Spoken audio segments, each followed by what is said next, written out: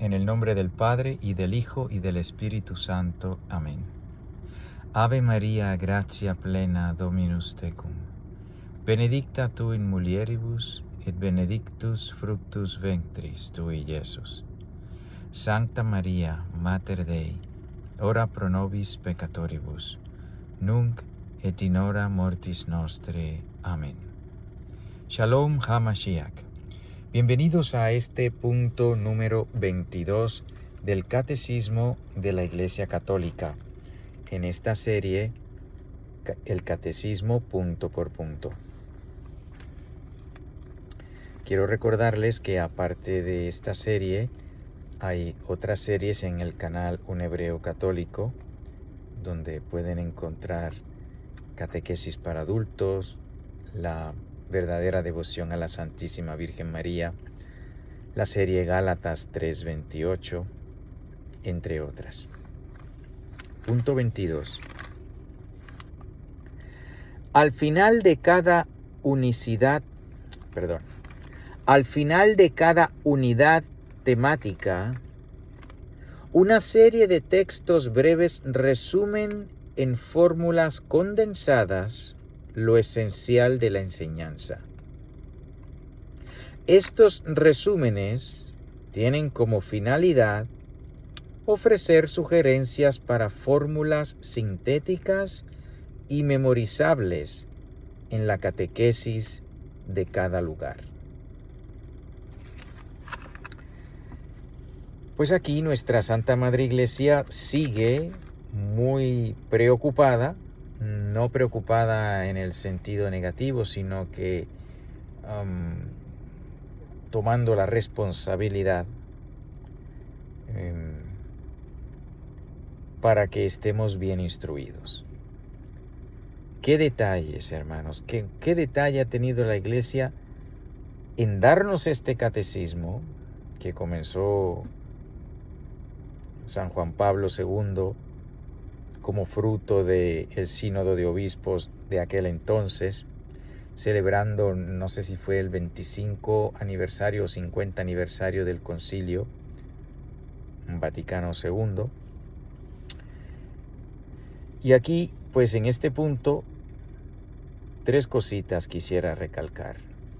Dice aquí, lo primero es que la letra cambia. Al final de cada unidad del catecismo, toma un tema, nos lo explica en varios puntos, luego toma otro tema, lo explica en otros puntos, otro tema, y después de esa unidad, la letra cambia y nos da un resumen de los puntos anteriores. Y aquí nos dice que ese resumen son fórmulas condensadas de lo esencial de la enseñanza. Quisiera traer la atención de ustedes a esta palabra esencial. En otros videos he hablado de distintos grados de importancia, donde lo esencial es lo más importante, luego está lo importante y último lo accidental, que es lo más superficial. Pues en las fórmulas que nos ha presentado nuestra Santa Madre Iglesia en 2000 años, va al punto, va al grano, va al corazón de la materia, va a lo esencial. Por ejemplo, el dogma de la Santísima Trinidad. Esencialmente es esto: Padre, Hijo y Espíritu Santo, tres personas distintas y un solo Dios verdadero. Eso es lo esencial. Muchísimo se puede decir del dogma de la Santísima Trinidad, mucho se puede explicar, pero si se va a resumir, pues se resume de esa manera: Padre, Hijo y Espíritu Santo, tres personas distintas y un solo Dios verdadero. Ahí está encerrado el dogma principal de nuestra santa fe católica. Pues la mayoría de los dogmas nos hablan de las cosas que Dios ha hecho, de las que sigue haciendo. Este dogma de la Santísima Trinidad pues nos habla, nos describe quién es Dios. Nos dice algo de la esencia de Dios, que es uno y es trino. Es un misterio. Mas, puesto que ha sido revelado, nosotros lo hemos aceptado. Porque no nos corresponde cuestionar, sino aceptar lo que Dios nos enseña. Sí existe un lugar para hacer preguntas humildes, es decir, como la Santísima Virgen María, cuando el ángel le dice, vas a concebir y vas a dar a luz un hijo, y ella hizo una pregunta, humildísimamente. Preguntó, ¿y cómo puede ser esto si no conozco varón? Hay preguntas que son humildes y que debemos hacerlas cuando se nos expone la fe. Podemos hacer preguntas humildemente. No preguntas para cuestionar la veracidad de lo que nos dicen, sino preguntas para entender cómo es eso. Así nos enseña nuestra Santa Madre, la Santísima Virgen María. Ella preguntó al ángel, pero en ningún momento fue ni soberbia, semejante, eso no cabe en la Inmaculada Concepción, ni estaba dudando de que Dios era capaz de hacer lo que iba a hacer. No, ella quería saber cómo y cómo puede ser esto. Porque recuerden, ya ella había hecho un voto de virginidad, un voto a Dios. Ya ella le había entregado su virginidad completa a Dios, así que en el orden natural de las cosas, pues ¿cómo es posible que una virgen vaya a dar a luz? Claro que ella sabía y sabe que para Dios no hay nada imposible, pero entonces es normal que hubiese preguntado, ¿y cómo puede ser esto? ¿Será que el Señor quiere romper el voto que yo hice? ¿Será que voy a adoptar a alguien? No sé, quería saber. Y cuando el ángel le dijo, bueno, pues el poder del Altísimo te cubrirá con su sombra, por eso lo concebido será llamado Hijo de Dios. Pues ella entendió que iba a ser una cosa milagrosa y lo aceptó completamente, con todas las consecuencias. He aquí la esclava del Señor. Así que sí hay lugar en la fe de la Iglesia para hacer preguntas que llevan a un mayor conocimiento del plan de Dios, de la revelación de Dios. El cuestionar, dudando de la veracidad de la enseñanza, eso es lo que no se debe hacer. Por ejemplo,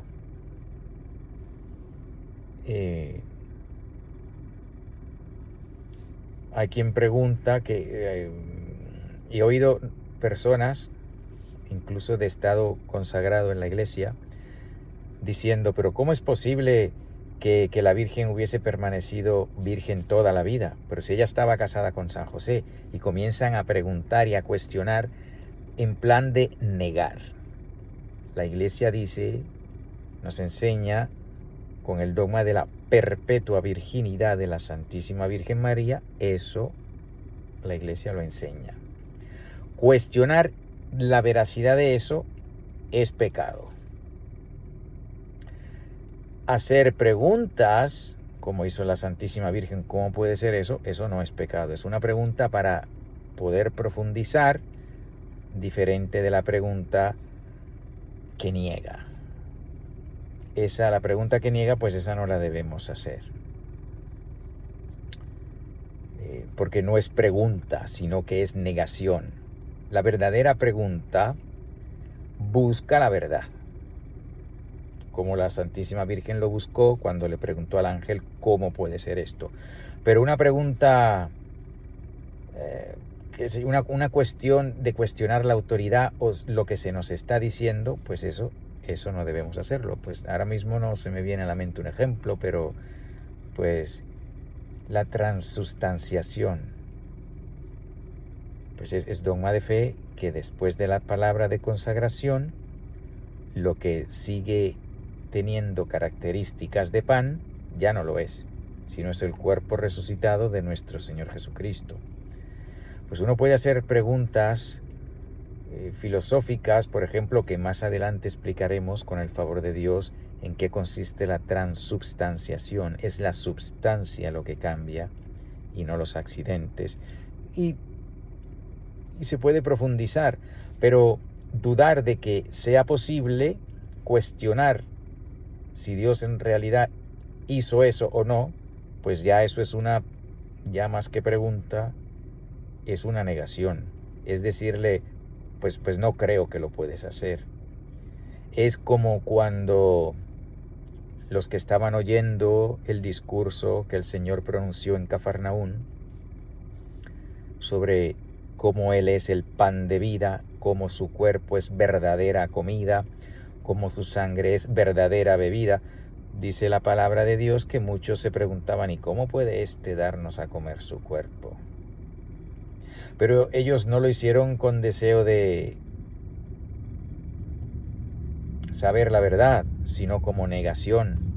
De hecho, nos dice el Evangelio que después de eso, muchos ya no le siguieron. Era mucho aceptar semejante verdad. Por eso existe la pregunta para conocer la verdad y existe la pregunta que es una negación. A nuestro Señor Jesucristo decían, pero ¿y no es este el hijo del carpintero? ¿Y no conocemos a sus hermanos que están con nosotros? ¿Y qué es lo que hace enseñando? No era una pregunta para conocer la verdad, era una pregunta de negación. No querían aceptar lo que el Señor les estaba diciendo. No querían aceptar que el Señor tenía autoridad para enseñar. Así que hay dos tipos de preguntas.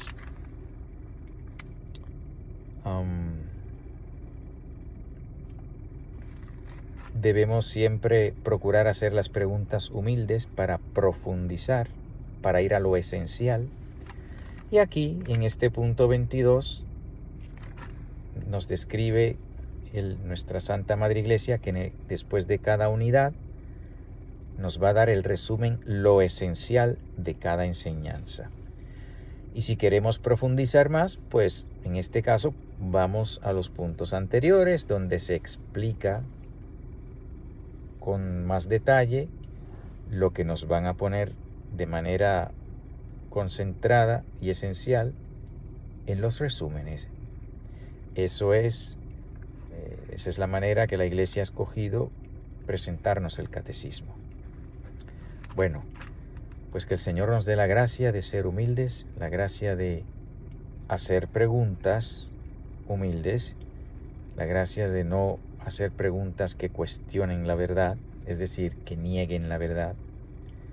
Que preguntemos como la Santísima Virgen María y no como aquellos que decían que no es el hijo del carpintero, o cómo puede darnos a comer su sangre, a comer su carne y a beber su sangre.